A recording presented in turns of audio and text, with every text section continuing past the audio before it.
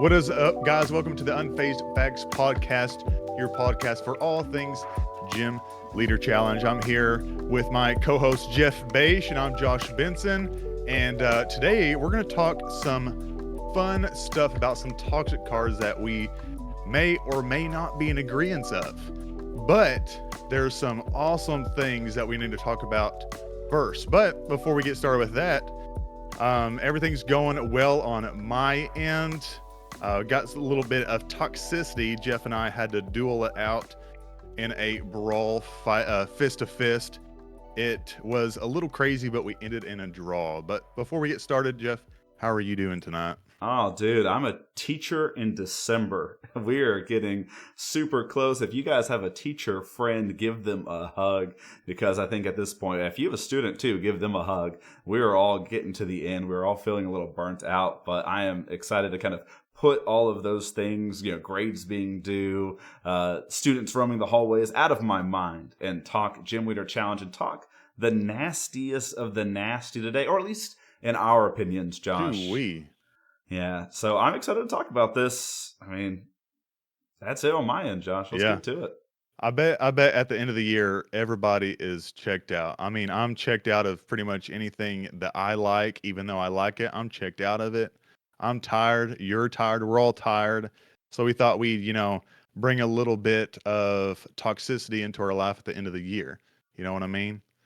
Yeah, we spent November being thankful. So now we can be complainy and dismissive. Resentful. Yeah, there we go. All right, but we got some cool news coming in from Cardboard Warriors. We have the Cardboard Warriors 2024 Wrapped that is now available on desktop and mobile. And as you can see here, we got Jeff's 2024 GLC Wrapped on Cardboard Warriors. Basically, all you have to do is have an account, have made some decks on there, and this will be the first thing that pops up whenever you log in. But it's pretty cool. Jeff has been doing some cooking in the kitchen, and I don't use that term all the time. This is 329 different decks or versions made, and it looks like Fire's your first one. I know, dude. I would not have expected this at all. When it came to it, when I was expecting maybe like water, because water is a type that I play a lot, but it's not a type that like I do a lot of brewing with. But I was like, maybe water will be on there, but no, fire showed up, and I think it's because like this last week or so, I've probably put like 20 to 25 versions of 2 or 3 different fire decks. So just like in this last couple weeks, we've put a lot of fire up there. So my cargo popped up, and I was like, oh no, I've been hating on fire for the entire 2024, and now it's popped up on my wrap to be forever immortalized. Oh yeah, man. Yeah, just smoothing over, dude. I thought it was pretty whenever you pop this up. And I was like, man, he is always talking crap about Fire, and here he is with 67 versions, beating out his second one by almost 20 versions. I thought it was pretty funny. Yeah, me too. I had a good laugh too. Now, Josh, yours, on the other hand, 19 total versions, dude. You got to put in some work in 2025, man. What can I say? When I put thought into the decks that I am trying to brew, I put so much love into it. Why do I have to change it that much if it's already pretty good to begin with? And what's funny is that these 9 versions of the metal right here are just me trying to put the cards that are available in Twin Leaf and just like taking a few out, putting a few in, taking a few out. So the deck literally hadn't changed for 6 of those versions because I was just, popping in new cards for Twin Leaf, which is even funnier. But those 3 grass ones, I don't even know if those are available publicly. I've just been using that for just deck lists as well. It's kind of funny. But yeah, 19 versions to everybody's, 300 plus versions. I think it just shows, I know what I'm talking about. I think we had so far the highest I've seen is Z-Man. I think he was up in like the 370s. He was pushing 400. I mean, he is a brewer for sure. But check out your rap. I loved doing it. Weeder put this up for everyone to check out. It's just awesome to see. People are posting them up in the Cardboard Warriors Discord. So if you want to do that, people will still be doing it tomorrow. So grab your rap, take a screenshot, drop it in. People will love to see it. Weeder was even Yes. talking about potentially like taking away some of like the higher used trainers. Like Lusamine is your top supporter, Guzma is mine. Those are kind of boring, right? Like maybe take out the staple Yeah. supporters and those sorts of cards and maybe see what kind of like our spiciest cards are. So that Yeah. would be Put neat like to your see too. oddest trainer. hmm Maybe it should I be would, least used supporter instead of top supporter. yeah, probably least used or mid ranged. I really wish YouTube would do a wrapped. I'm always looking for wrapped every year on my YouTube, and it's never there. And I bet it's just full of just Markiplier if you're familiar with him. Mhm. And I just have that guy going on all the time as background. Okay. For Um, me, it would probably be a Magic YouTuber named Aspiring Spike that even though I don't play really. Magic anymore, I still just tune in because I'm like, I dig the vibes. So, Oh yeah, 100%, man. You just always have that one thing that's like you just kind of let just watch it on reruns. hmm It's pretty fun though. But beyond that, we're gonna go ahead and get into our toxic scores. Don't you know that you're toxic? We got Britney Spears right here, making sure that we're getting these cards good. But we got a scale of 1 to 5. I got this little PNG right here. Just looked it up for a doctor's scale, and we got hurts a little bit. We got number 2 hurts a little more. 3 hurts even more. 4 hurts a whole lot, and 5 hurts the worst.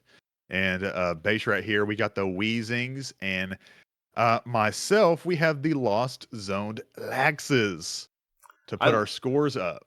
I love the Lost Zone Laxes, by the way. I love that you found the little Lost Zone symbol in the background. Like, if you're listening to this on Spotify, do yourself a favor. Jump on over to YouTube just so you can see the Snorlax, like, falling into a black hole. It's super sick. So, shout out to Josh for finding that and putting it all together. It's sweet. Oh, straight up, and it might foreshadow a little bit of what I think might be the most toxic. But we're gonna move on to the first one, which I put this up here just because I have a little bit of a distaste toward Galarian Wheezing, who has the ability neutralizing gas. As long as this Pokemon is in the active spot, your opponent's Pokemon in play have no abilities except for neutralizing gas, which does nothing for you. But basically, what your opponent will do whenever this card is in the active, it turns off all of your abilities. You can't do it. So if your water deck can't do it, if your grass deck can't do it, if you're any ability heavy deck, you're just sitting there waiting for that boss or something that you can do to get this Galarian Wheezing out of the active, or just anything. You're trying to do anything while sitting there getting poisoned turn after turn after turn after turn. And it's not just your regular poison. It's 4 damage counters every turn. And if they have any damage or poison uh adding, if they add it, man, you're looking at just a game where you're just looking at your Pokemon, you draw, you pass, and you say, do I say good game? Do you say good game, Jeff, after those? Do you feel like you played a good game? So, I'm obviously a lot lower. Out of 5 Wheezings, I gave Galarian Wheezing just 1.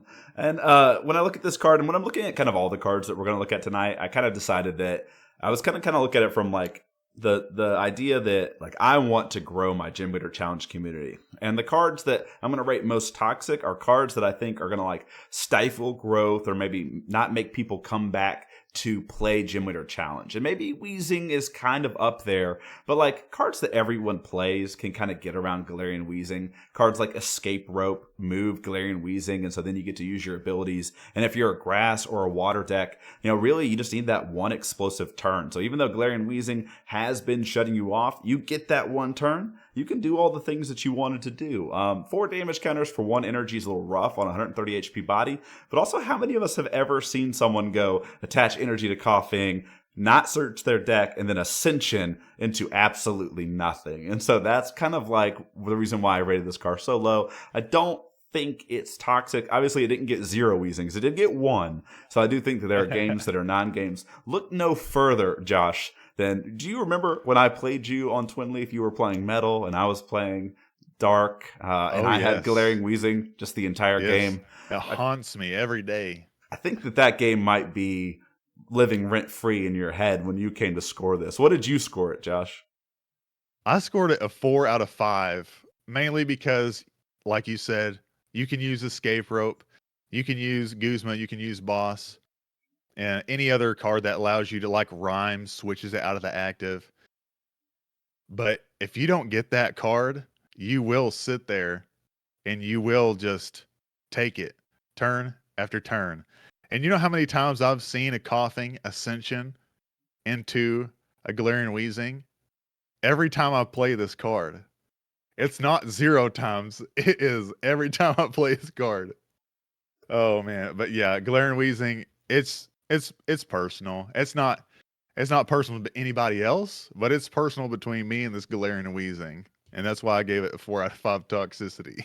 I mean, if it was a basic... Also because it's so toxic. Yeah, oh yeah, for sure. But if this card was a basic, like 100% 5 out of 5, but like the fact that it's just like, you got to evolve into it, you know. There's that to it too. The Ascension Coughing does help a ton. And then we got Snorlax. Snorlax is one of those Pokemon cards that people were really just upset about until a certain card, namely Okidogi, came out and, you know, gave an answer for this Snorlax. It's not too terribly bad. I never thought it was too terribly bad, but definitely a 3 out of 5 for me is somewhere that kind of puts it in that whenever it does come out, oh man, I got to figure out a way to take this guy out regardless. Even if I'm playing water and I have my Wailord, which we might talk about later, but I have to evolve it, I have to find it, and I have to put 4 energy on there. Even with accelerants, sometimes you're not able to get those accelerants out. But Snorlax, you have access to DTE, double colorless, you have access to twin energy. So you got 3 energies that are just 1, but also there's all sorts of different ways to get energy out on a Snorlax very quickly and be able to do it consistently every game. But Snorlax is pretty heavy, hits for 180, and if it has a therapeutic energy attached to it, that thing can stay awake. Usually if you don't have a therapeutic, every you attack, it goes to sleep, but you have to roll 2 heads to wake it up. And that is not necessarily impossible, but there are ways to switch in and out so you can reactivate Thumping Snore. But if you have therapeutic, you have to find an answer. And if you don't find an answer, Snorlax will sweep, just like some of these tanky big hitters will that we'll talk about. The only reason why I think Snorlax is a little bit more toxic though is because it is a basic and it only costs 3 energy and it's hitting for 180. And if you have multiplier on there for damage, then you're going to be able to hit a little bit more. Especially if you put a Fighting Fury belt, you might hit 190 plus 40 HP. This guy might have a Lux Cape on there. You got Fill Blower and stuff like that, but this Snorlax can pack a punch. What do you think about the Snorlax, Jeff? I wrote it at a 2 out of 5 Weezings. Obviously, like a certain degree, it can be overpowered. It's definitely pushed. Like you look at the HP that you mentioned, the damage output that it can do. It's a pushed card, but you can tell that there was ideas behind balancing it. So like Thumping Snore, the fact that it goes to sleep, the fact that you need to roll 2 heads to make it become awake is obviously like a good balance to what the card can do. And then they were like, oh yeah, by the way, here's all the double colorless energies and here's therapeutic energy that like even exists. And we've even seen, we talked about Nola AF's list a couple weeks ago that was playing like festival grounds in it to prevent Snorlax from going to sleep. Like when you incorporate these other cards that take away the downside, the card can definitely feel pushed and toxic. And then, you know, you got some answers recently, which is why I've got it a little bit lower on the list. You know, you mentioned Okidogi. Everyone should be considering Enhanced Hammer. I feel like we talk about it every week, and here I am bringing it up again. So I feel like there are real answers to it. It's just like, why give it this ability? Like, why does Unfazed Fat exist? Prevent all effects of attacks? Like, come on. come on, that's the part of me that's super toxic. Like I can't put damage counters on it. I can't use Haxorus's first attack to KO it. Like you're kind of just like negating all the things that you can do with this attack, and then the downside doesn't matter. So that's where I feel like this card can feel pushed. But I feel like right now, I don't think colorless is too much of a threat. I think it's okay. 2 out of 5 Weezings from me. Yeah, 3 out of 5 Lost Zone laxes. It's not the worst, but it definitely does feel kind of bad at times. But that being said, we got a psychic guy that you might feel pretty bad about, just like Galarian Wheezing, whenever it is started by your opponent. Have you ever went to a game or a tournament and you're like, oh man, I can't wait to play my favorite new deck? And then your opponent flips over their card and it's Wob Fett. And you really want to play these abilities, but you just can't. Now, if you're playing Psychic, you're not going to feel that bad because you are allowed to play psychic abilities whenever Wobbuffet is in the active because it cancels everything but psychic Pokemon. It feels pretty bad, but it's not the worst. I put a 2 out of 5 Lost Zone Laxes because, I mean, just in the case of Galarian Weezing, you can still move it out of the active, but there is some leeway. If you're playing Psychic, it's not going to be as bad, and it doesn't hurt as much. They're hitting you for 10 plus after they've done 2 energy attachments, unless if they have Dimension Valley out, but it's kind of a slow ride. That's why Galarian Weezing is a little bit more toxic to me. But in this case right here with Wobbuffet, a little bit more balanced. I think it's pretty good. It's not terrible, but it feels kind of bad. It feels kind of bad if you're not playing Psychic or if you're not able to really do anything. So just 2 out of 5 Lost Zone Laxes for me. And Beisha, I see that you hate it a little bit more than I do. Yeah, the fact that it's a basic pushes a little bit further. Obviously, I gave Wheezing a lower score because I have Coughing Ascension and never gotten that Wheezing online. But here, Wobbuffet's just a basic, right? You can Hisuian Heavy Ball to assure that you get this. You get put it into the active, attach some TMs to it and use it. You got access to all these retreat tools too. So, like, you can put Wobbuffet in the active, and then if you're a Psychic, you have, like, Mystery Energy that you could attach or a Floatstone that you can just go back into something else when you need to get rid of Ability Lock. The attack is pretty good on Wobbuffet too. Psychic Assault is just like colorless Psychic. It is 10 plus 10 more damage, so it's a reasonable attacker. There's like a mid-game situation, and I see Weeder do this all the time, where like he missed a KO with something the previous turn. Maybe you've come back and knocked something out. He can put up Wobbuffet, take a return KO, and then all of a sudden Ability Lock in the mid-game, which is just one of the worst spots to be in. So I do think Wobbuffet's a little bit more toxic than Weezing. It's still got the same downside, though. You can Guzma, Boss, Escape Rope around it, and you'll be fine. But I have seen Wobbuffet solo many a grass deck in the past. So Wobbuffet, 3 out of 5 Weezings for me. I know, man. I'm sorry. I'm sorry about your woes with a Wobbuffet. Another Socket card that I recently was reminded of, very recently, so recently when we record this podcast, it happened to me 2 nights ago, Monday, Twin Leaf Tournament. I am playing Metal yet again, but a different Metal deck. I'm not going to get on too much with that, but wanted to test some things on there with that to make sure things were working.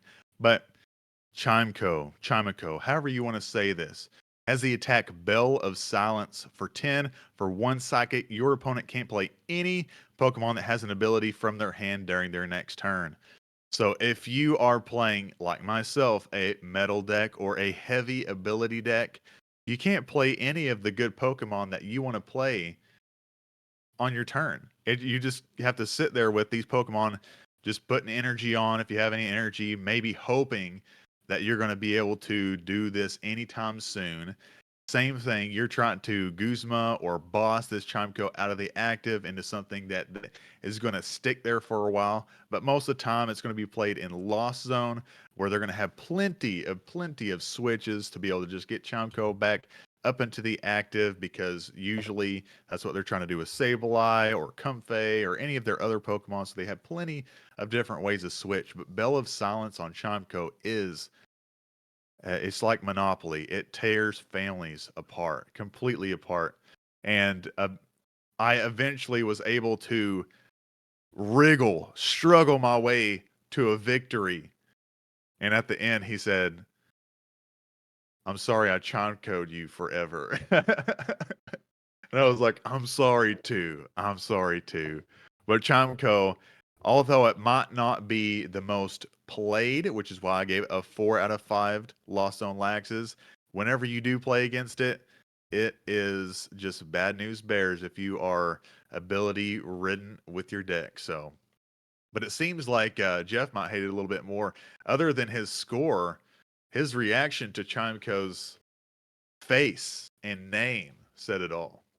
That's the face of evil. Like you guys are staring at it right now. If you're looking at us on YouTube, this is the face of evil, pure evil. This Chimecho is probably single-handedly the card that I hate more than any other card in Gym Leader Challenge. And I'm kind of using it as like a microcosm of like attacks or effects of attacks that you can't get around. You know, I'm thinking of like things like you see played in Egg's Mill, for example. You've got the blockade executor, which doesn't let you play supporters. That's an effect of an attack. You can't get rid of that. No one's playing Pokemon Rangers over here. You can't get rid of effects of attacks. There's like no magical escape rope around that. You know, the same thing for the Venomoth that prevents you from playing items, and this Chimecho that prevents you from playing Pokemon with abilities. It's just like punishing you in so many ways. Now, there are ways to get around it. You could Evo Soda, right, which just evolves immediately. Wally exists, although not a lot of people are playing Wally. TM Evo to get your Evos with abilities into play. But man, this Chimecho is just brutal depending on the deck that you're playing into the Psychic Lost Zone matchup. And since they're such a control-y deck, like people think of it as like this turbo, start taking KOs, like get 10 cards in the Lost Zone. That's not what the deck has been about for a lot of people, at least in certain degrees. It can just sit there, it can Chimecho you, and then once it's set up and ready to go, it's like you haven't been able to play any Pokemon, and now all your Pokemon are getting KO'd, 2 prizes a turn. It's just a feels bad moment from Chimecho into Sableye. Just hate this card so much, Josh. I wish... if there's one card, like, if you've ever seen the movie Office Space where they just take the printer out back with a baseball bat, this is what I want to take back and just go, and just, chime. I'm going to crush this little cute chime bell thingy. You're like sounding like Team Rocket right there. Just take it out back and just electrocute it till it's ready. Till it says, "I'm sorry for locking you out of your evolution Pokemon for the entire night." I just want to play grass. Yeah, this is definitely one of those cards that keeps all the fun, even though it is a really good card. And if you were playing in a big tournament where there is money involved, you're definitely going to play the most broken cards available to you. But my goodness, man, if you want to play, if there's not $1 million on the line, you ain't going to be liked. You're just not.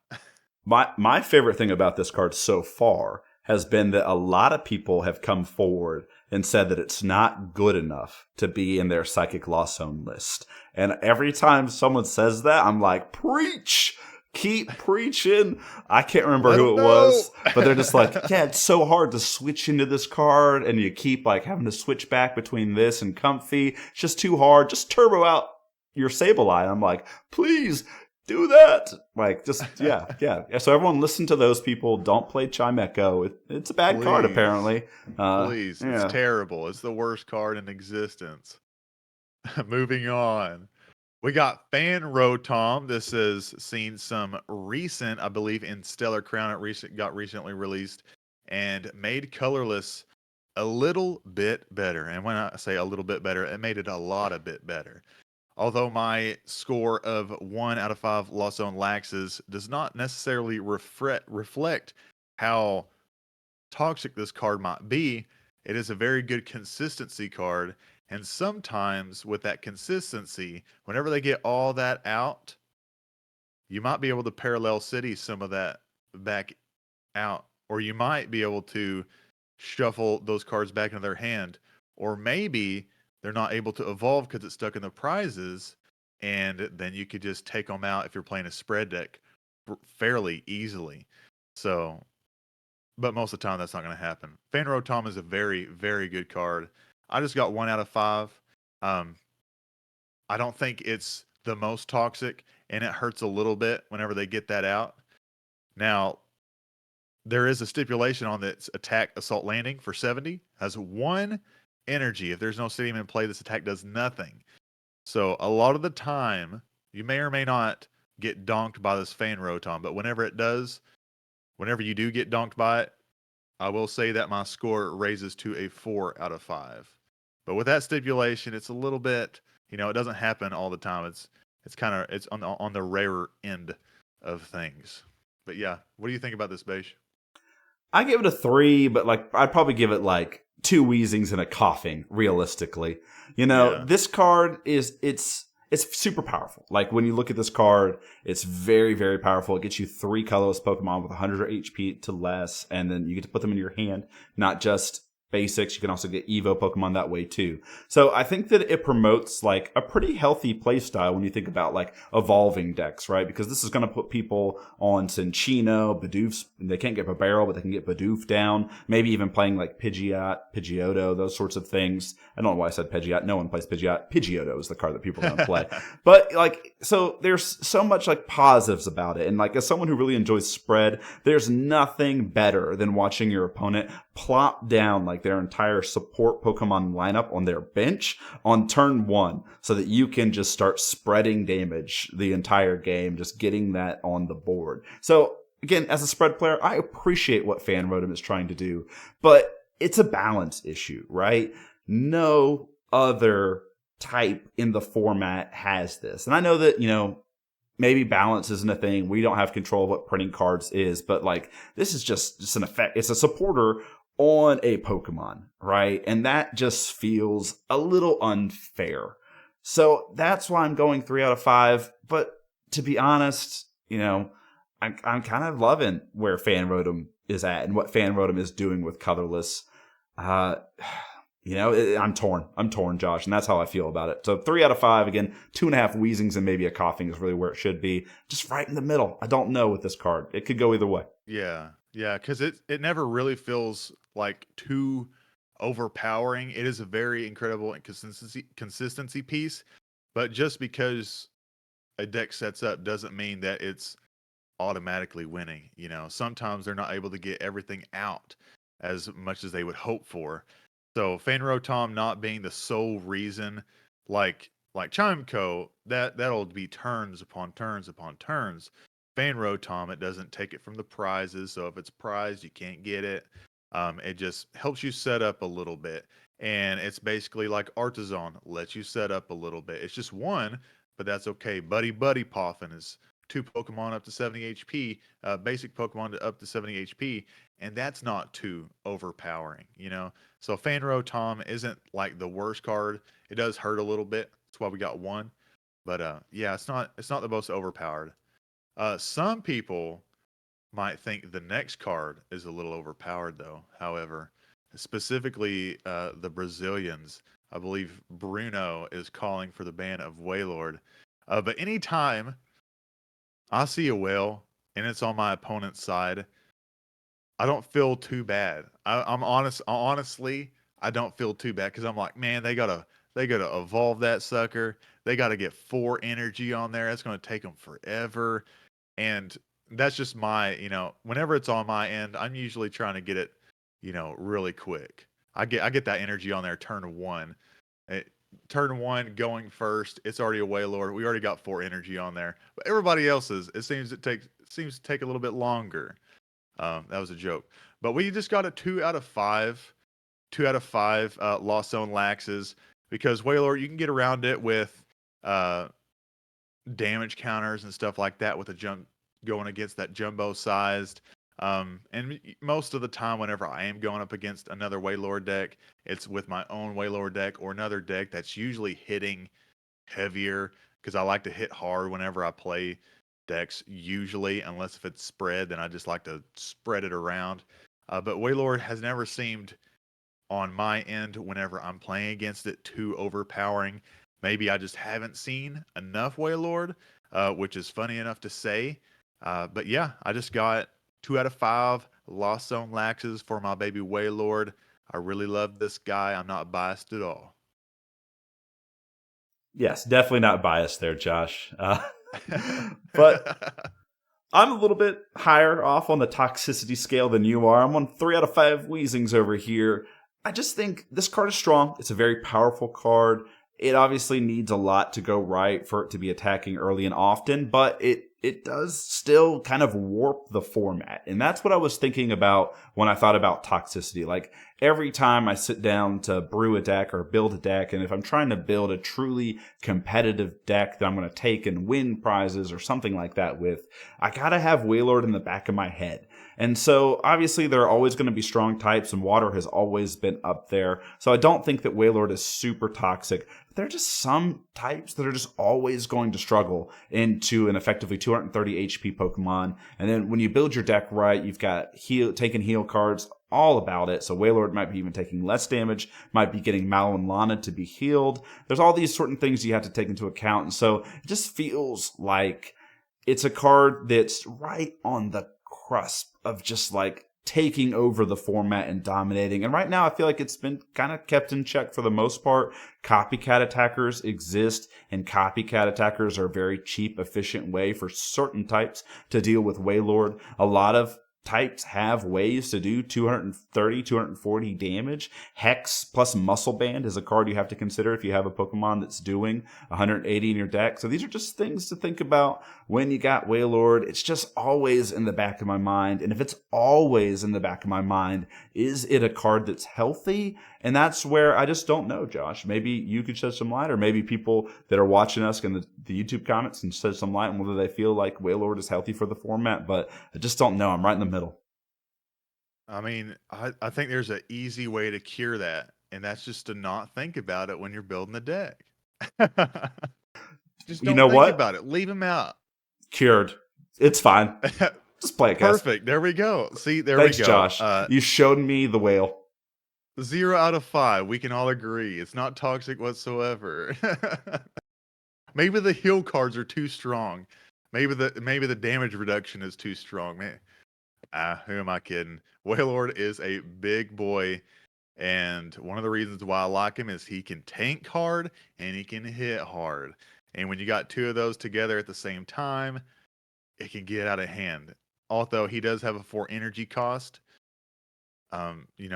water has ways to get that on there pretty quickly. So I can get on board with Wailord being, definitely a 2 out of 5. On to the next one. I'm kind of realizing the more that we're talking, like none of the cards I like to play are on this list. Does that just mean I'm playing bad cards? Yeah, you're playing terrible cards. No, you're trying to, again, make sure that you have your locals thriving.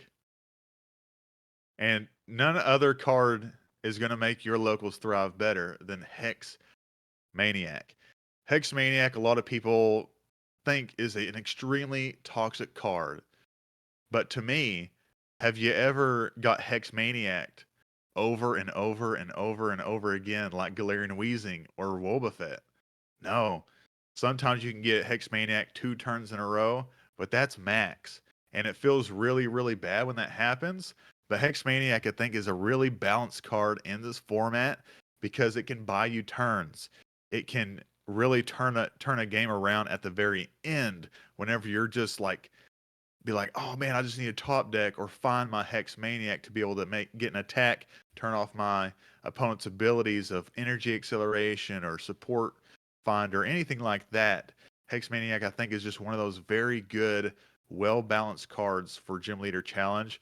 Although it can feel pretty bad whenever you get hexed, which is why I put this on this list. But I think it's so balanced that it's only a 1 out of 5 Lost Zone Laxes for me. Yeah, for me, it's a 2 out of 5. I feel everything that you're saying. There are certain cards that can obviously, in certain types and certain archetypes within them, that can even loop Hex Maniac, which is why you maybe see a little bit of people being toxic, like, or maybe rating this a little bit higher on the toxicity scale than we both are. But Hex Maniac is a great card for a comeback mechanic. Obviously, you're behind. You need to buy that turn, like you mentioned. You can play it down. All of a sudden, Blastoise or Excalibur can't attach energy to Kyogre to kind of buy you another turn and protect your bench a little bit, because it's going to take that Kyogre a while to get repowered up, at least until that following turn.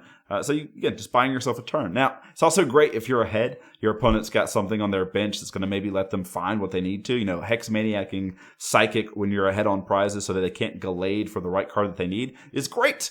But I see it. It's a feels bad card. I've got someone at my locals that plays free water, and if you just Hex Maniac them 2 turns in a row, it's basically just over for free water, since everything has an abilities. They can't even attack because they don't play any energy in their deck. So if the ability's turned off, they can't do anything. So it definitely can be bad into certain archetypes. I think it's fine though, but obviously it's banned in expanded. So there is precedent for it. You can see how that card has been used in other formats and how that might trickle down to us in a certain degree. Marshadow was the same way. Are Hex's numbers, is its days numbered? I don't know. People have been calling for its banning, every so often here and there, but I just don't see it. Just every good deck is probably playing Hex Maniac, which maybe there's a little bit of homogenizing going on within those decks, but I don't know. It just seems fine. It seems fine to me. Yep. I think it's fine. I think that Hex Maniac, again, is just a really good card.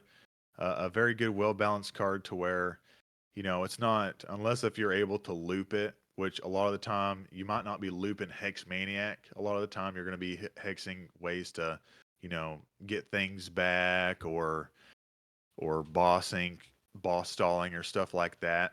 But Hex Maniac, I think, is just a good, well-rounded card. Another card that is slightly well-rounded is Parallel City. Have you ever been Parallel City'd after you get your entire board set up? You got your 5 guys going. They're all evolved. About mid-game, you're feeling good about yourself. You're like, man, I have everything I could have ever wanted. And then depending on what you're playing on, whether it be Twin Leaf or something online, you just see you must discard 2 cards from your bench. Or in real life, your opponent just slams that down, chooses the 2 cards for you, and gets rid of them. That is a Parallel City for you. It only lets you allows you to have 3 Pokemon on your bench. So if you do have a full bench, you got to get rid of 2 of your Pokemon. And a lot of the time, if you're a grass deck, water deck, or something of that nature, you don't want to get rid of those 2 Pokemon. You want to have everything on your bench because that is how you win games. There are some decks that Parallel City really doesn't hit that much, like fighting decks, sometimes dark decks. It does a number to colorless decks. But Parallel City is just one of those cards that feels really toxic in the moment. But overall, you reflect on it and you're like, okay, maybe it's not so toxic. Maybe it's just a card that is decently balanced, maybe a little OP at times, and that's why we have 3 out of 5 Lost Zone Laxes. Yeah, I'm 2 out of 5. It's definitely one of those cards that swings games, right? And it's one of those cards that if you're a certain type, or like you mentioned, if you're just going to be filling up your bench, you just have to always have it in the back of your head. Lightning players, when you have dual Dynamotors, plus maybe Zebstrika, you just got to make sure you're careful about what you're benching. So I think that Parallel can be and feel really toxic at certain moments, but I think it's reasonably balanced.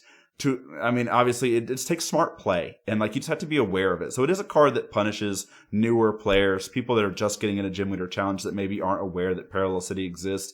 And then you're going to see decks that really, really lose to Parallel City teching for it. You're going to see Chaotic Swell, Water, which is a type that really only wants Brooklet Hill in its stadium slot, will oftentimes throw Chaotic Swell. You'll see Grass do the same, especially back in the day. At one point, I even considered playing Parallel City in my Meganium deck just because the 20 less damage from my Grass Pokemon didn't matter so much. And if you play Parallel, your opponent can't pay Parallel, which is ridiculous. Yeah. I think that might be the most toxic thing about this card, is that the rules text for stadiums prevents you from getting Parallel back. That's kind of ridiculous. I think if they just changed that, it kind of fixes this card to a certain degree. But I think it's moderately fine now. Again, I gave it 2 out of 5. grass players are probably somewhere screaming like, this card's the worst, because your Torterra is going to do less damage. But you know what? That's fine. Just play Meganium in your deck. You can just recover it and plop it right down your bench the next turn. No worries. Oh yeah. Oh man, I didn't even think about that. Imagine having already used your field blower. Imagine maybe going through a stadium or two pretty quick. Sometimes you have to get rid of stadiums, and then you're stadium locked with parallel because both of y'all have parallel, and whoever plays parallel first is just going to be paralleled for the entire game. Their opponent will be. That's a funny thing to think about. Oh my goodness, that'd be pretty bad. Has that ever happened to you? I've definitely been parallel locked for a good portion of a game before. Whether I just couldn't find the stadium, whether I burned the field blower early, I can't remember. Just again, like certain types are just going to navigate that really well. Like imagine using parallel against like Hitmon Bros, right? Like, who cares? Like, doesn't matter. Yeah, yeah. Now parallel is also like a really cool card. Like, I have paralleled myself because if I'm playing against a spread deck and they're putting damage out onto the board, I'm just going to face it towards me so that my bench is limited. I can drop down some of my like dead weight into the discard pile to deny my opponent some prize. I think parallel is just kind of like, it's cool. It rewards high skill and good plays and being Yeah. knowledgeable about your format. And so, like, do I want newer players that are coming to my locals to maybe learn the harsh truths of parallel? Yes, I want them to keep coming back too. But then they complain about this card, and we can be like, yeah, dude, like here's how you solve it. Here's what you can do. Don't bench your basics until you're ready to power them up or use them. Da, da, da, da, da. There's like a lot of things that you can do. And I think this card makes someone a better player. Whereas some of these other cards that we're going to see, it's just like, how do you respond to this happening to you? And sometimes the answer is like, you can't. And I think that's what makes cards toxic. Yeah. Yes, 100%. And going into the past, a lot of people thought this next set of cards was going to be the most toxic thing that GLC had to offer, and that is technical machines. We have technical machine blindside for 3 colorless. It let you hit for 100 to a Pokemon.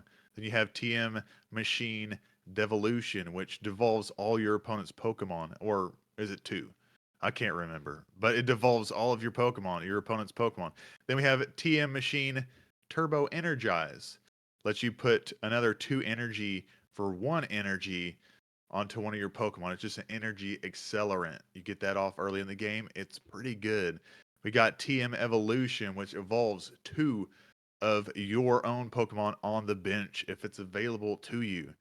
And people thought, and I had to wait. I actually went back in the archives, looked this up on Discord, and saw the discourse on the the technical machines, and it was pretty funny to listen to. I mean, everybody was up in arms about these guys just breaking the game.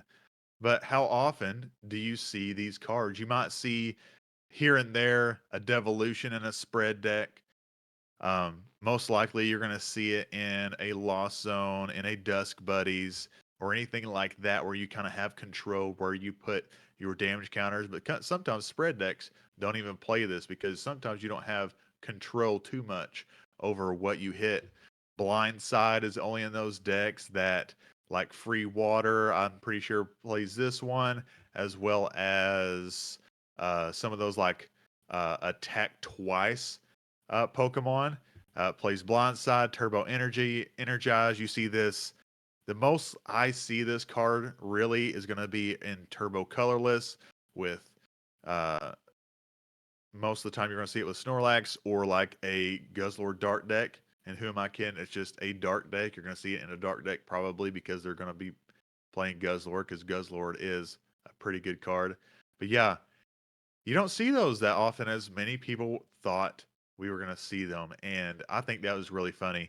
And that's why we just got 1 out of 5. Whenever it does happen, you're like, oh man, they're ahead. They're ahead now. And I got to find a way to get ahead back or put them back a little bit. You know what I mean? Yeah, I remember those conversations fondly, Josh, that you brought up. I remember we were up in arms. I think even I was involved in some of those discussions back in the day about these technical machines. They were new. They were cool. We didn't know what they were going to do. We thought they were going to break Gym Leader Challenge, and they didn't, which is great. Although I do think that, like, secretly, we might all be better off if maybe Turbo Energize wasn't around. Just wink, wink. I think that card does kind of speed up the format to a degree that's like maybe a little too fast. But I think for the most part, Evolution is the card that we all thought was going to be broken. We were sitting there being like, you guys know that Torchic that can attack twice? Well, imagine Torchic with TM Evolution. You can evolve all the way up to Charizard on turn 1 and it's busted. And you're like, well, okay. Can you get Torchic into the active? Can you bench your 2 Pokemon that you need to evolve up to their stage 2s? Now you're running kind of like this flimsy turn 1, turn 2 combo that isn't great during other moments of the game, potentially adding dead draws to your deck, making the like immediate power level high and then making your like consistency low. And so we kind of saw that happening as these cards got printed. I think that they're fun, I think that they're neat, I think that they're cool, I think that they're good, but I think that they're just not overpowered. I think that they're appropriately powered. Again, the only one that I really question is Turbo Energize, and it's really just because of some of the Pokemon that we have in the format. Turbo Energize by itself, not doing much, but obviously when you're doing stuff to like Guzzlord or when Raikou was a thing back in the day, Turbo Energize can get rough. But for now, I think it's 1 out of 5. I think that these are just cards that are pretty good for the format. If you're not turbo energizing, now you can Crispin. Welder can have a similar effect. I know that I just got like weldered on turn 1 the other day in a Twin Leaf tournament, and I was like, what are you going to do when they attach 3 energies on turn 1? It's just busted, right? So like these make explosive fast starts, and it's just a different way to maybe donk that just takes an extra turn. And when you think of it like that, you're like, that's just part of the game. So 1 out of 5 Weezings from me. I think they're fun. Yeah, I think they're just very high risk, high reward. When it does happen, your opponent can get ahead, but it doesn't happen all of the time. So, yeah, 1 out of 5 for both of us on that. And that being said, we have the moment we've all been waiting for. I don't even know if I want to talk. We got Lost City. And as you can see here, we see the effects of the Lost City happening right here before our very eyes. Snorlax himself is being sucked in to the Lost Zone, never to come out again.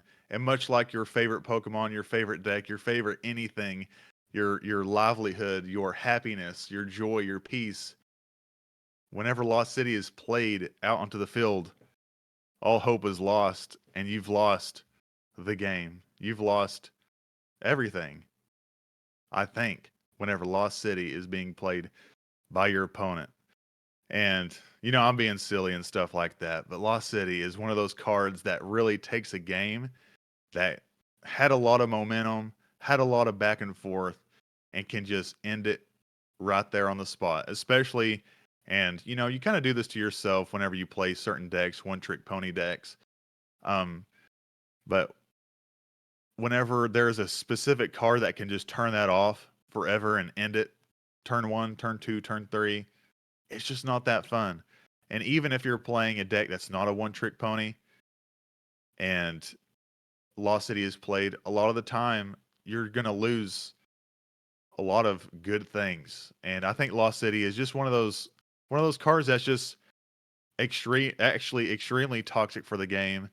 We usually try not to play it at locals, and I'm starting to get serious now. When you're playing this at locals and you're wanting to get a thriving community, you're like, "Hey kid, check out this Lost City." Now you can't play the game. How does that feel? And then they don't come back. But you might play this at a real tournament with some real money on the line. And again, like I said before, you're going to play the best cards available to you. But Lost City is just one of those cards that's just, it does suck the fun out. And like I'm saying that, and Raikou wasn't as bad to me. Marshadow wasn't as bad to me. I was playing back when Kyogre was there, and that wasn't as bad to me. I think Lost City although it might keep other decks in check, it's because it's so toxic. It can keep you going to locals in check. You know what I mean? And I think Jeff and I share the same sentiment, but I think I might need to rest a little bit, cool down while Jeff tells us his thoughts on Lost City. I mean, you hit the nail on the head. I mean, I'm with you 100%. 5 out of 5 Weezings for me. I didn't go overboard like Josh did, but 5 out of 5 Weezings for me, 100%. It's a toxic card. I think it's just, we talk often about like why you should ban cards. And I think what's really important for us is to remember, spirit of the format. And obviously that has a lot of different meanings for a lot of different people.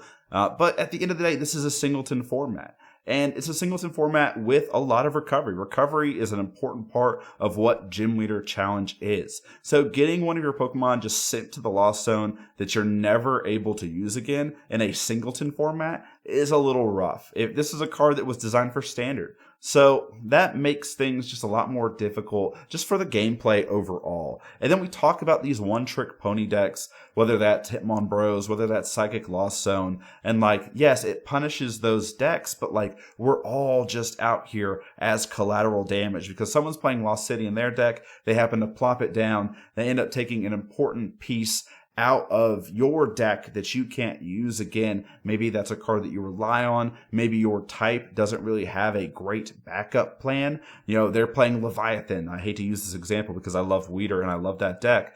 But if they are able to, on that turn that you've KO'd something on their side of the board, recover Wailord or get Wailord, somehow get it active, somehow plot down Lost City, and then just take care of your only threat that can deal with Wailord in one turn, you're just losing that game. And it just and maybe I need to reevaluate how I think about it. I just mentioned maybe Turbo Energizing being like a donk in a later turn. Maybe Lost City is just a donk, and maybe when your opponent plays Lost City, we should all just concede and move on. But I don't know. Like it just feels against so much of what I personally want from Gym Leader Challenge.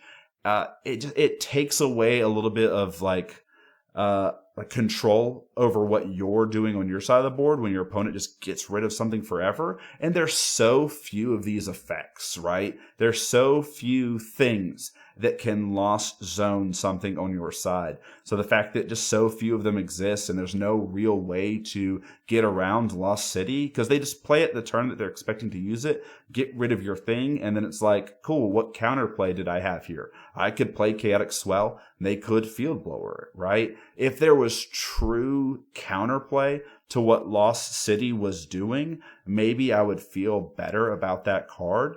But I just don't know. And that's kind of where I'm at with this card. I see it in the competitive sense. I know you talked about this, Josh. It's a fine competitive card. If you're going to a big tournament and you want to win, play it. But I'm not sure if it's a card I want to see pop up too often at my locals, just like you mentioned too. Yeah. And I think, now we're kind of getting into theoretical things. But a good balance, I think, would be maybe roll a die. If heads, your opponent's Pokemon gets sent to the Lost Zone. If tails, it goes to the discard pile, which I think would have been a nice balance. But no, this was mainly meant for. I'm pretty sure whenever Mew VMAX was in the format, just to kind of counterplay its counterplay. So there was a lot of things in standard that were happening whenever Lost City was released. And I just don't, like you said, believe it belongs in a singleton format where there's only one of anything in your deck. Yeah, and Josh, don't That put Timer Bomb on Lost City. Don't make this card 2 bad cards. Let's keep Timer Ball out. Now, don't make it worse. Pokemon Master Ryan saying in chat right here, why people haven't put Lost Vacuum to tech against Lost City. I don't even think what I was saying was kind of like, I don't think that even matters, right? Because the turn that they plot down Lost City, the damage is done, right? So like, if you don't Field Blower it, like they're going to do it again, obviously. But like, even if you do Field Blower it the following turn, it's just like, what you going to do? So that's just what I need there to be some sort of counterplay. Maybe the counterplay is we just play a Pokemon that's like, hey, you can't play stadiums. I don't know, Josh. I just don't know what the counterplay is. There are some cards out there like water has a special energy called splash energy where it gets sent back to your hand when it's knocked out. So there are some cards out there Rescue that allow Scarf is you, another one. yeah, rescue scarf. So Lost Zone does play things like that to counter against Lost City to make sure that whenever it gets knocked out, it goes straight back to your hand. Just keep it out of the Lost Zone. So there is some slight counterplay to it, but it's for very niche decks, and nobody wants to play. I mean, for one, Splash Energy has it. It's only for water, and then a Rescue Scarf. I can't remember if it's for just basic or not, but nobody wants to play Rescue Scarf in their deck, whatever that deck may be, to counter against Lost City if your opponent's playing Lost City, unless if you're a one-trick pony deck. So yeah, Lost City, man, it's just a little nasty.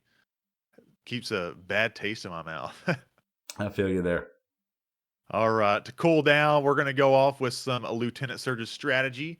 You can only play this card if you have more prize cards remaining than your opponent during this turn. You can place 3 supporter cards. So decks that you might see this in a lot of the time are going to be control decks that are meant to literally control if you can play the game or not.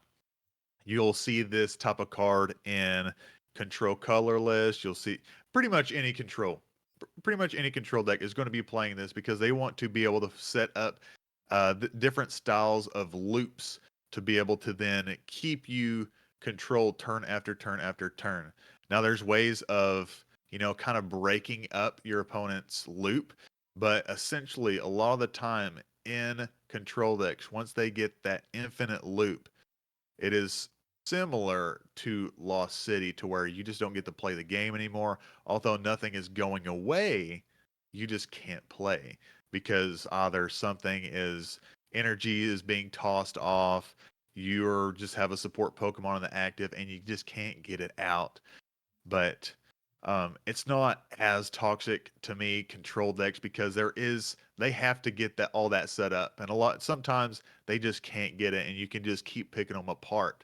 Although it's a little bit more time sensitive, and you have to be really quick on your end as well because control decks do take up some time.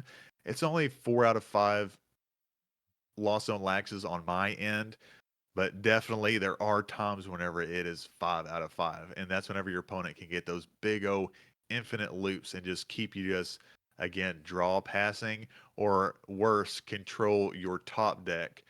That's why Chip Ice Axe was banned early on, where your opponent was able to even control your top deck to make sure you're drawing terrible cards. Yeah, this card for me, 5 out of 5, but it's a card I actually really like. I actually love this card.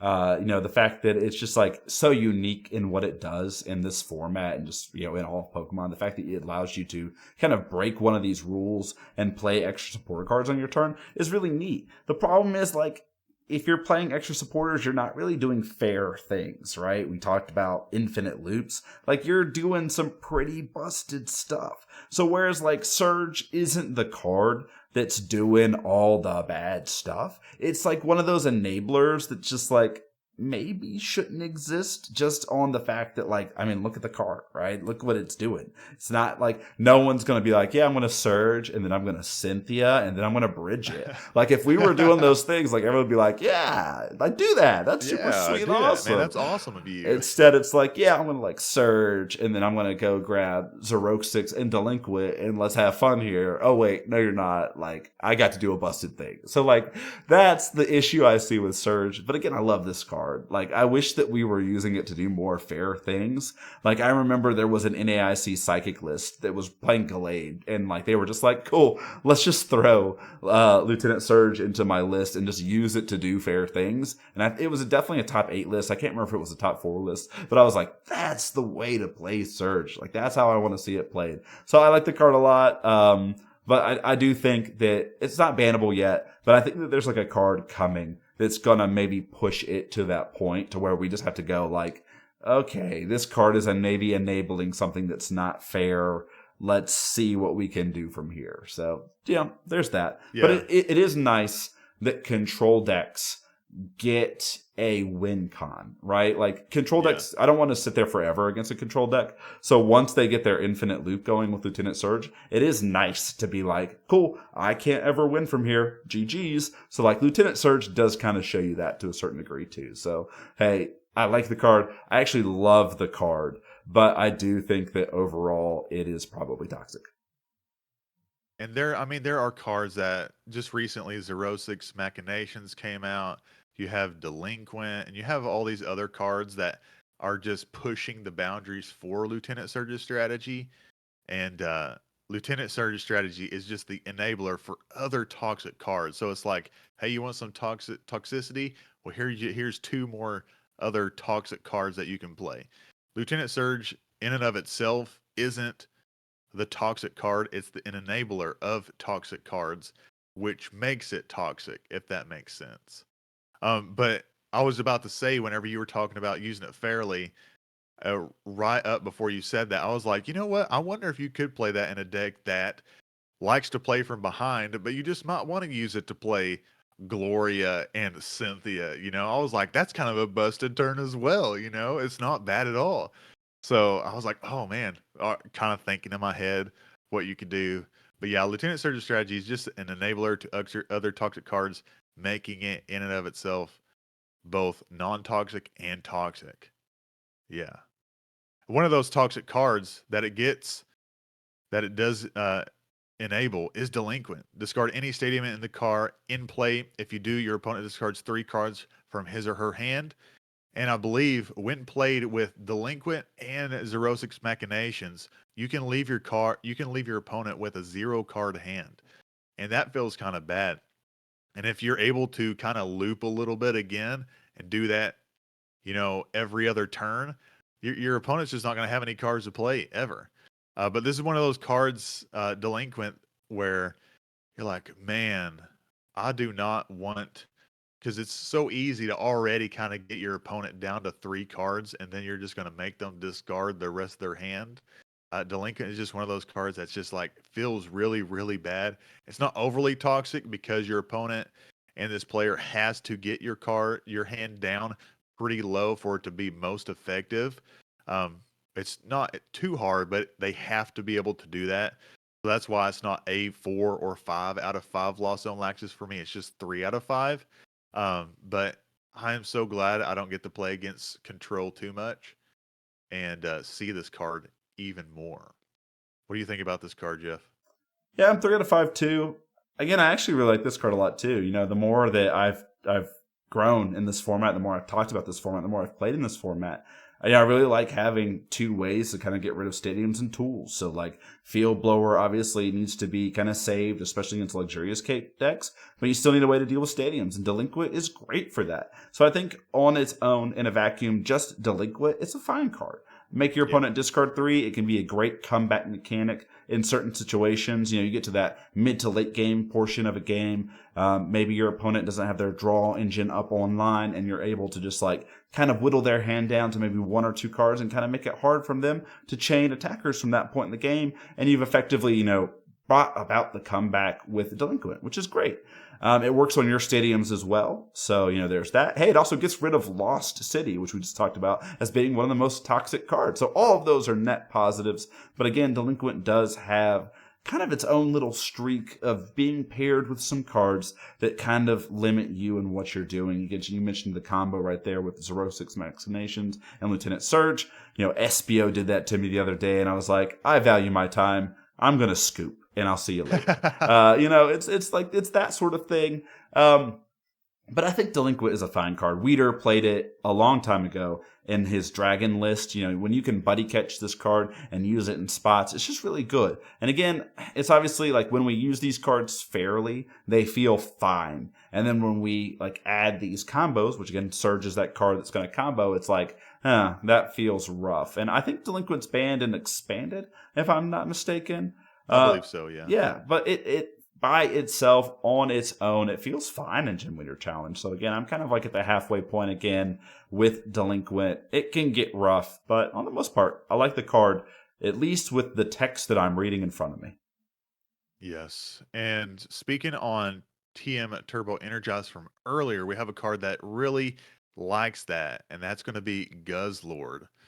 Guzzlord is one of those cards that, although it takes some time to get that guy energized up, TM Turbo Energize helps it get there even quicker, making it a little bit more of a card that you just don't like seeing because a lot of the time your dark players can get this guy running at least 2 times in one game because it has so much support and being able to get the energy accelerated. And what it does is for 2 dark, 2 colorless, we have Red Banquet.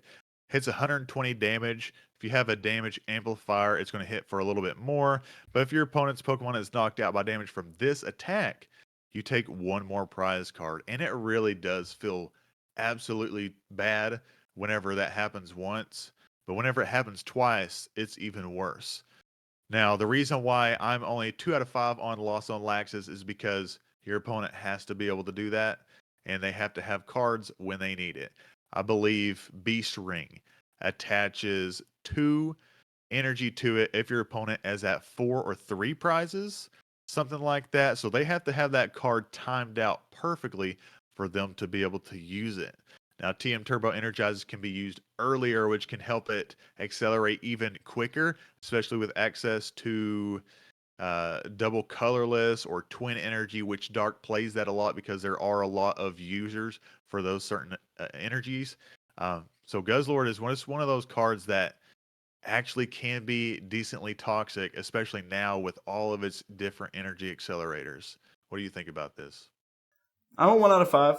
I think that Guzzlord's fine. I mean, Guzzlord's kind of the identity of Dark, right? We saw Yes. they took away the identity of what Lightning used to be with Raikou, and we see that type slowly recovering right now with what it needs to be. But I just don't know if you take away Guzzlord from Dark, what becomes of the type. You know, it'll definitely be a hollow shell of what it used to be. It Guzzlord, I remember a lot of people at my locals were complaining about this card. The fact that it takes extra prizes, the fact that it's a basic, the fact that it pairs really well with Beast Ring. Like, it's got a lot going for it. It can happen all of a sudden, like you mentioned.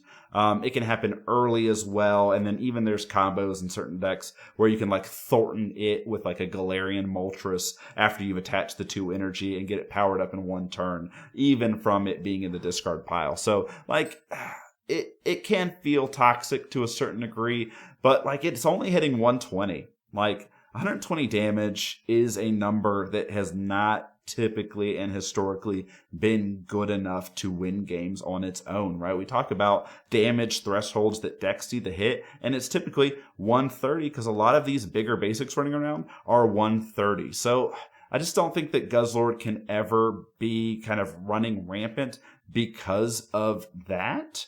Again, there's obviously damage mods that we can play. We've seen people run Kukui. We've seen Muscle Band, Dark Claw. We've even seen the Stadium that adds 10.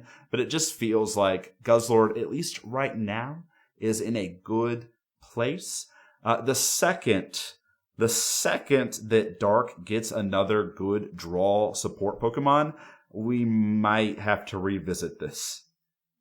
Yeah. I think it's just like a few other cards in the format where all it needs is one card and it could be really, really feels bad moment. But right now, Guzzlord is, I think, the heart of Dark. And like you said, it'll just be a hollow shell of itself without Guzzlord most of the time. Not saying all Dark decks use Guzzlord, but a lot, like 95% of Dark decks use a Guzzlord. So it's just 2 out of 5 for me because of the feeling I get whenever I get 2 prizes behind because of that. But other than that, I think it's a fine card. It's pretty balanced. And like I said, your opponent has to have things when they need it to be able to pull off all that. There are ways to kind of get around. Um, there are other ways that you can get multiple prizes to get around the Beast Ring turn where they can't use that. So there are all sorts of different ways to do so. I've been able to do that myself, even with an Inteleon, where I'm able to knock out the active, and then just knock out something on the bench. They really like to serve up that Spiritomb by putting one damage counter every turn, until you can just be like, oh, okay, there it is. But Guzzlord, not too toxic, a little toxic, mainly because it's dark and it takes 2 prizes. But there are some other cards. Yeah, yeah, Jeff. What'd you say? Just wait till this card goes away, and then we got 3-prize Crobat as the star. I've just been waiting for 3-prize Crobat to be the main thing that Dark can do. Let's get to it. You like 2 prizes? Let me tell you about 3 prizes. Sure, it only does 30 damage, but just imagine. I was about to say. Wait till there's a card that says Crobat does 150 more damage this turn if this happens. There we go. Then we're looking at some toxicity right there. But have you ever gotten into a game, you're starting with a low HP basic, and your opponent flips over one of these 4 cards, whether it be a Alolan Meowth, Zapdos, Tauros, Hoopa, your opponent attaches their energy, they're going second turn 1, and then they say GG's and reach over and shake your hand. And you shake too, not knowing what's happening before you realize, oh, I just got straight donked. You know, how many times has that happened to you? Too many. Countless. Too many tears have been shed over this Zapdos, and this Meowth. This Meowth ruins me more than anything. It's only there. It's only there to ruin our day. And the attack is called Spoil the Fun. Literally, you're just spoiling the fun when you're playing a donk card. But I think these are, they can be toxic when it happens, but they're decently healthy-ish, because if they don't get that, and it's just low HP Pokemon that they can take out most of the time. And it's like Hoopa with the Assault Gate. It has to be switched in that turn. Same thing with Zapdos, has to be switched in that turn. Alolan Meowth is a little bit hurtful because it's for free and it does just do that. It just does what it does. Tauros, you gotta have to have one of those double colorless with it. So your opponent has to have a few things to make sure that happens. But yeah, it's just 3 out of 5 lost on Laxus for me. And just because you have to have all of that, but they can be pretty decently toxic whenever, because if your opponent is playing one of those, you're just hoping a lot of the time. That's why sometimes you want to play 2 basics whenever you're playing GLC, because there is a high chance that you will be donked. And regardless of whatever that thing is in the bench, whether it's important enough, at least you get to play one more turn at least. So that's all I have for these donkers. Well, let me paint you a scene, Josh. Paint me a scene, buddy. You're going to Atlanta Regionals, which I'll be there. I'm really excited about this. And you've gotten in your car, you've prepped, you've planned, you've booked a hotel, all these things because you just want to go play GLC with some people at a larger event. You drive X amount of hours. For me, it's going to be about 4 hours to get to Atlanta. You pull up, you're so excited. You've waited in line. You've signed up for your event. You've waited around the hall, and then you sit down to play your opponent, and then RNG bites you in the butt, and you start with 70 HP Sobble, and your opponent has a Alolan Meowth at the active. You've got draw pass on your turn, handshake, bye-bye. Then you're waiting 40 minutes for the next round. It just like that to me is like so toxic. And it's not the card's fault. I don't want to put any of the blame on these cards. I love Thunderous Assault Zapdos in my Lightning Spread list as a way to get rid of bench barriers, right? I can Guzma that up, and I can do that 80 damage, get rid of Mr. Mime's Muse, Manaphy's, and all of a sudden my spread game is back on the menu. So I love these cards, don't get me wrong. It's a bad game design when you think about it, right? Like when you have someone losing in a best of 1 on the first turn without getting to interact with the game, it's bad design. And so I'm really giving the Pokemon TCG maybe a 5 out of 5 Weezings here for just maybe allowing the donk to exist, right? We see that maybe they've kind of thought about these rules a little bit because Pocket, some of the rules have changed a little bit, like turn 1 can't attach. So they've obviously thought about these early turns in other things that they're doing. On that guy. Pocket's a whole nother thing. That drives me absolutely up a wall that I cannot attach an energy on the first turn. Because whenever I flip that coin, or whenever it flips that coin in its head, I'm like, great. I gotta crawl back so slowly. It takes forever. It's crazy. I think they could have fixed that issue by just making it so that the person who goes second can't attack. They can attach, but they can't attack. I don't. There's just That no. would, yeah, that would be even better. Yeah. Yeah. So I don't know how you fix this. Again, it's a game design issue. I think one of the reasons why, and one of the reasons why I'm giving the donk such a high toxicity scale is because my favorite thing about Gym Leader Challenge are these fun, longish games that require both players to express skill and interact with each other, and goes down to maybe like the last prize. And the donk just doesn't necessarily allow that to happen all the time. I mean, it's a way to win. So play these cards to win. But that's just my favorite part of Gym Leader Challenge. And the donk can ruin that. So that's why I personally think that they're toxic. But they're fine. Play them. Do them. Win your game. We'll play a second one. Win it up. Win it up. So we got something coming up, much like the TM evolutions. And we got this new Badoo. And people are not necessarily up in arms, but they're really talking about this guy. Has Itchy Pollen for free, hits for 10, but the effect is more what we're looking at. We got during your opponent's next turn, you can't play any item cards from their hand. So this keeps them from using their searchable ball cards. This keeps them from doing anything for any consistency. The only thing that they have to do at this point is hopefully if they have a stadium, they can use a stadium to go grab some things. Now that tools are not considered items, we can now play tools and stuff like that. But this right here is just one of those cards that's more of kind of an enabler. It's pretty weak, only 30 HP, but it just lets you, as this grass either control player or just grass player in general, you might want to play this. Just have a few turns to be able to, make some headway, keep your opponent from getting set up for a little bit. And yeah, so I don't think this card will be too bad, but in the spirit of toxicity and everybody talking about it, we got a nice 3 out of 5 Lost Zone Laxes. I can't speak on this card too much because I haven't played too much grass besides Grass Spread. I think that's just my favorite grass. I don't think I want to play any other grass beside this.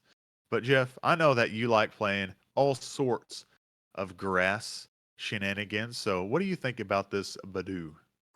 Yeah, I mean, no one likes to be item locked. Let's just go ahead and say it. No one likes any lock, right? They don't say lock and you're having fun, right? You're in prison if you're locked into something, right? So no one likes to be locked. So there's that. But grass has been a little down recently. And grass is just one of those decks that it's a setup deck. Most of the Pokemon that attack in grass need 3 energy on them to do anything, or they're, a stage 1 or 2 evolution Pokemon. Obviously, there's like JD's fastest deck in the West, his grass version that's a lot faster than some of these other more traditional grass lists. But like, Rillasaur might need some help in those early turns. And I think that getting Badoo down will really help grass as an archetype, or just, a type in general, kind of solve some of the problems it's had keeping up with the faster paced, recent printings that have happened in Gym Leader Challenge. I think on the other side too, it's just like, how often does a deck like Grass get Badoo into the active on turn 1, right? There's a lot of high retreat cost Pokemon. You don't want to use your energy to discard it because you're attaching from your deck with, Rillasaur type shenanigans. So it's just like, is Badoo going to happen as often? I don't know. And so with that being said, I think it's just 2 out of 5 Weezings right now. I think it's a card that solves an issue for grass that's not necessarily going to be too much of an issue because it's only got 30 HP. So, I mean, there's that too. So I think it's fine. 2 out of 5 because no one likes to be locked. It's definitely just a fine card, and we'll see what the damage is whenever it's out. A lot of the time, the pre-thought before it comes out is that this card is going to break the game. We had some ones recently that kind of did that with the new Dusknor line, that was kind of a little bit crazy. We didn't even get a chance to even play that too much, Mhm. just like in proxy form, really. But then we had the new Joltik come out that really was like, okay, Raikou is no more before it even came out. So there are cards that I think if you know, you know. And if you have to discuss it and talk about it and stuff like that, then it might not be. But if everybody collectively is like, "Hey, yeah, this is going to be pretty bad," then, it's going to be a bad card. And with that being said, we got some honorable mentions at the end here. Some cards I did put a toxic score. I didn't really know what to do. But I'm not sure if you're toxic, you know? I'm not sure if you're toxic. In boss's orders, are you toxic? Kyram, are you toxic? I'll talk about boss's orders since this one was mine, but I know that as a community, boss's orders has always been kind of slightly talked about as if it were bad for the game. A lot of the time, like Jeff mentioned earlier, Pocket kind of changing the rules a little bit. Pocket does not have a boss's orders. They just have a one-sided support escape rope. And even that card sometimes can be a very decisive card and be very good. So imagine being able to choose the card that you want to be sent up, whether to delay the game or take that Pokemon out. And Boss's Orders is a card that really helps you control the game a little bit. And I don't think it's a terrible card for the game because especially in this format where you can only play one of this card. We have Guzma, but you have to find and have a way to switch out of the active. Boss's Orders is just a one of card in your deck of 60. So if we were able to play more cards like this, like you can't play Lysander and Boss's Orders for a reason because this deck is very this card is very powerful. I'm not going to say it's toxic, but it hurts a little bit. Hurts a little more whenever you get bossed and then lost zoned and then you hate boss, and then you hate lost zone. But just a 2 out of 5 lost zone laxes for me on this boss. Kyram is a card that's very interesting, and I'm gonna let Jeff talk about Kyram. Yeah, I'm not sure if it's toxic or not, but this card's cool. This card is really cool. Don't get me wrong. Triforce does 110 to 3 Pokemon. It's got a ridiculous energy cost. And then it's got an ability, hey, if you played Colress, it just has one colorless energy to do that 330 damage spread across 3 of your opponent's Pokemon. So it's a hold hostage card to me, which is why I put it on here. Because like it's holding back all of these other cards, which are good cards and probably need some counterplay to them, whether that's the traditional Colress draw equal to the number of bench Pokemon, Colress's Experiment, which sees play in Psychic Lost Zone list, and then, of course, Colress Tenacity, which is a stadium or any energy to hand, which are really good cards and probably need, again, like I mentioned, counterplay to them. But, just like if you're playing against Dragon, right, you just don't know. And then if you're not knowledgeable about the format, you might play a Colress and put it in your discard and not realize that you're just about to get slapped in the face. And it's happened at my locals a couple times, and I think I'm fine with it because, again, we mentioned a learning lesson with Parallel. Like, Parallel is going to teach you how to manage your bench, especially if you're one of those types that can set up an attacker in one turn. I think that Kyurem is just that same vein that we just need to learn to play around it. But man, it is a feels bad card, right? Because you're like, oh, if only I hadn't played that one card with that one name, I maybe would have been back in this game. So that's just why I feel like it's like borderline toxic, is it's just holding us hostage. We got to know about it. We got to not play Colress against Dragon. I'm not sure if that's a healthy place to be, but maybe it is. And again, I'm glad I don't make any of these decisions whatsoever on any of these cards. Yeah, it's kind of one of those cards where it is not like format warping, but you're gonna have to think about that whenever you make a deck. Now, hey, should I play this Chorus or Chorus's Tenacity or Chorus's Experiment for that? And is my Dragon player is going to be playing Kyurem? So you have to think about that. And sometimes whenever you're thinking about that, you're like, man, that card is just a little annoying. But it's not too annoying. Just Yeah. like you said, it's just one of those cards that like, it's really good for it's like not a bad card whenever you're a knowledgeable player that knows not to play chorus, but whenever you're a new player and you play chorus and you're like, yes, I just got 10 new cards. I got all my evolutions on my and ready to evolve the next turn, and then the next turn comes and you're like, I just lost all of my bench, so it hurts, feels bad for Yeah, new yeah. players. That's how I feel about it. And that's, again, how I approached a lot of these cards today. I'm trying to grow a community. Both, I want our online community to be booming and busting. I want our local community to be booming and busting. And this card is just like a, oops, you lose kind of deal. And I just don't want that to happen. Yep. So with all of these toxic cards, we want to know down in the comments what your specific toxic card is, whether you agree with one of us below, whether you disagree with one of the things. Let us know down. We want to know. Have a discussion. Make sure it is a tasteful discussion and we're being not facetious, malicious, or any of that matter. We want to make sure that we're just having some good old toxic talk in a good way. But Toxic Jeff, talk. do you have any? Like that. Yeah, toxic talk. Jeff, do you have any last words before you wrap this up? Nah, man, I'm excited to hear what the community has, because I think that's like the greatest part about talking about toxic cards is that we've all had our own personal experiences with cards in this format, or we've all played our type, like that deck that we love, and it's just, it can't beat other certain matchups. So our look of what cards are toxic is always skewed and based on personal experience. So I can't wait for people to be like, Base, you're so wrong about Lost City because Psychic Lost Zone is just such an oppressive deck, and I need to way to beat that. Yes, great. Lost City is your savior. I get it. So I love it. Just tell us about it. I want to hear about your toxic takes. What made you hate that card? Tell us the story, man. I want to hear the story behind it, because just like Josh and I told you guys tonight, whether it was Josh and Mai's game where I had Garian Whistling in the active for all those turns, and we can see that forever immortalized on my Twitch channel, or whether it's one of my friends just chime-echoing my grass spread deck where I couldn't even play Celebi or Rowlet down the bench. It's just like these experiences that shape us, that are just so important for our discussion. So I just can't wait to hear them. Yeah, so let us know down in the comments for sure. We really want to know.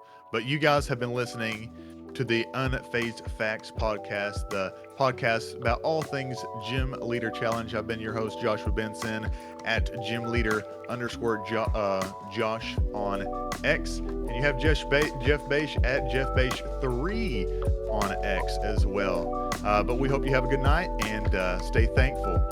We're off.